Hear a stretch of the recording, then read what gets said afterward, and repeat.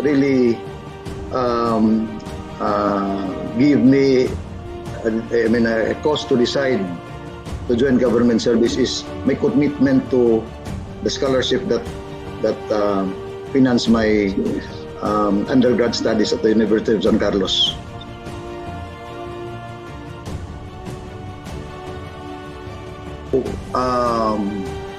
Through the years, been serving with the Commission on Audit, I can say that government service is a higher level of calling of a profession, because you are not working or serving for a profit-oriented group or entity, but you are serving a government, the main mandate of which is to extend service to the people or to the constituents.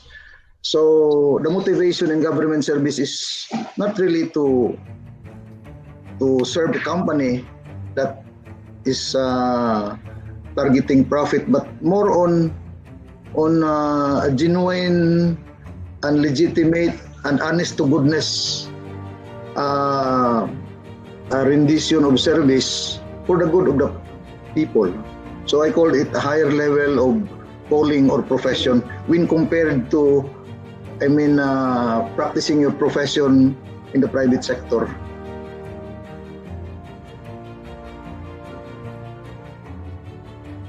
That's how I view. So in short, the motivation comes from my realization of what government activity is really for.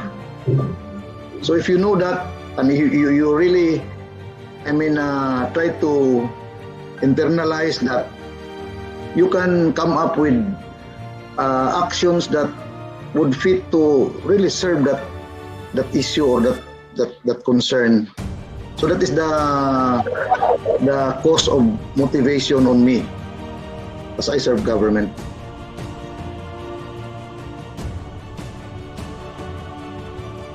I would describe it in two adjectives. I would like to associate myself with being an efficient and an effective public servant, and I would like to be remembered by that I am a public employee who leads an office, and my leadership really produces results that are good, beneficial, and are appreciated by my staff and by the public, because the accomplishments are both good and really something that feeds to their sense of pride or accomplishment. So that's the type of figure that I want myself to be remembered.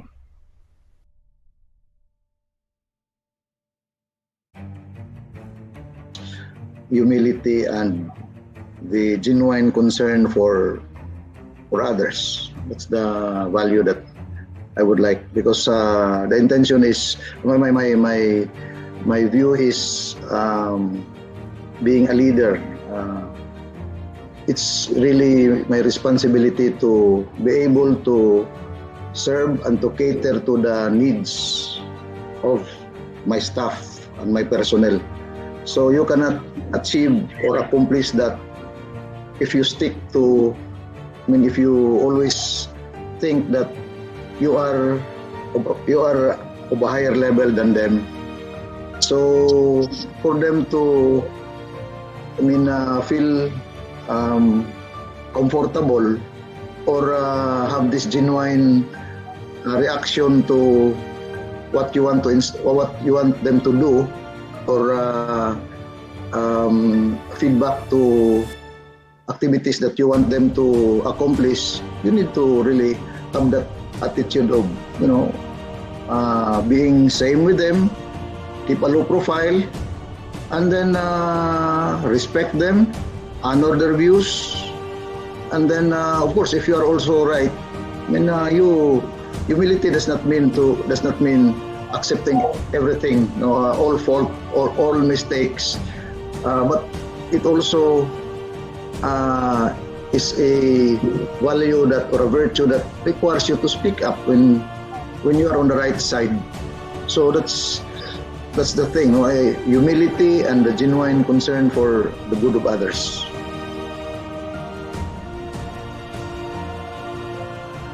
The principle that I really am following, or I am practicing, as a leader, are these principles that last, that survive through the test of time, like integrity, like humility, like learning is a continuous process, like those principles that are enshrined in the I am not a religious man, but enshrined in the scriptures. But if we talk of personalities that somehow give me inputs on I should practice this, it's more on the successful leaders that I think the world has known, particularly presidents of the United States. I am more familiar with the life of Abe Lincoln.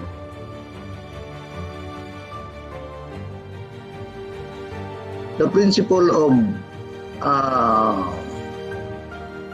being candid, transparent, honest to goodness, gathering of feedback and inputs from people, and try to be organized. Before you start your move, you plan ahead, you get data first, and then be methodical in the approach to make a decision. Now, I myself follow a definite procedure on how to make a decision, but these procedures are subordinated to the principle of being open, being having an open mind, and then receptive to comments of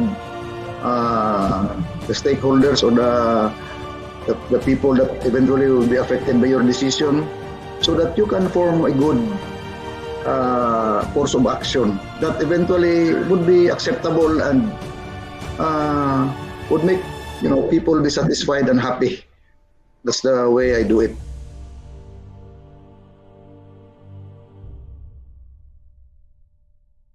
I plan. I start with I craft a plan, and then how am I going to implement the plan? Then I call up officials in the region. I call up the supervising auditors. I call up the regional supervisor, even team leaders, people that can give me good inputs that would really materialize the plan, that can put into effect the plan well. So during the implementation phase, then there is discussion, brainstorming, and then we start with implementing piece by piece. Maybe one thing that is a gift to me is that I acquire is I know who these people are who can deliver I have a keen on maybe also because I am their leader for quite a while now. Who can best perform this activity? I know the talent of my staff, so I get them plus of course the inputs given by my supervising auditors. So the result is good and excellent.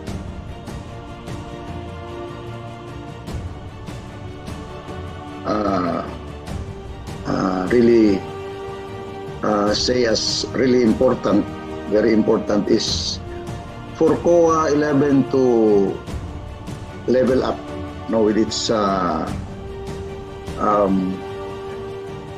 performance in terms of complying with its mandate and delivery of its auditing services to our clients, the general public.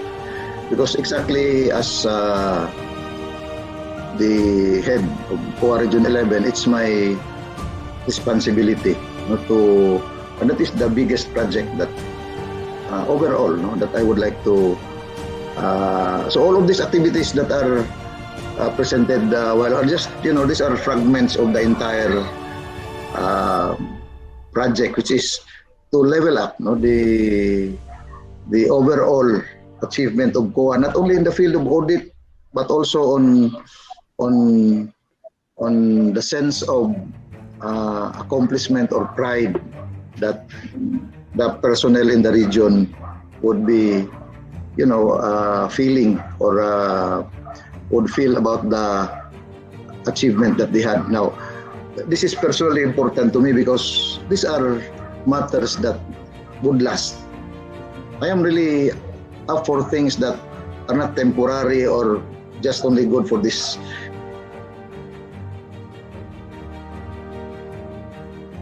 Somebody who is not balanced, both mentally, physically. As a certified public accountant, I always maintain balance, not only balancing on the financial statement, but also on your own.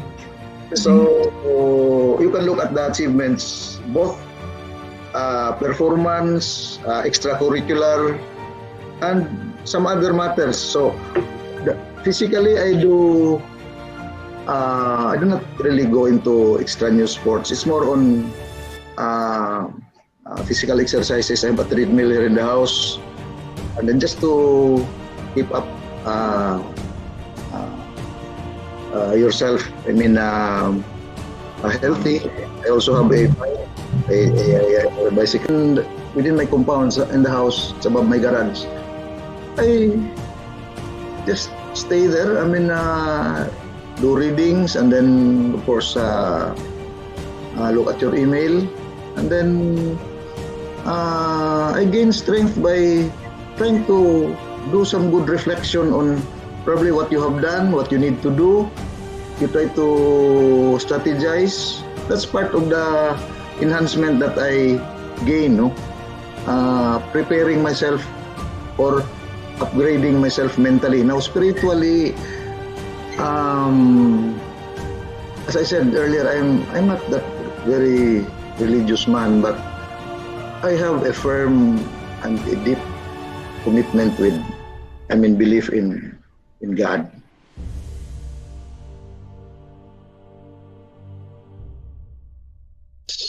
Give all to your family when the time is needed really for your family, and all to your work when time is needed for your work. And in fact, this interview, I consider it as part of my work.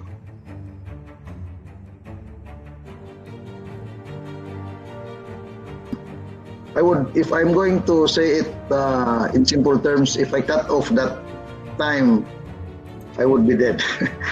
That's my source of step-by-step, what's this, move every day.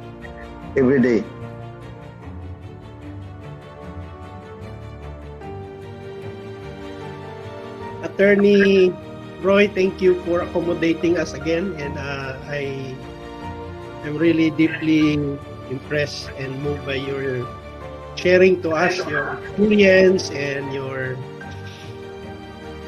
also initiatives to improve the agency, the Commission of Audit. But the last question is, do you find it challenging working with the current president, with President Duterte? I heard before that President Duterte has some harsh words against COA before, no? So have you? How do you find the agency working under the present administration? The president, the attitude of the president is concerned vis-a-vis our work with the COA. I do not find it really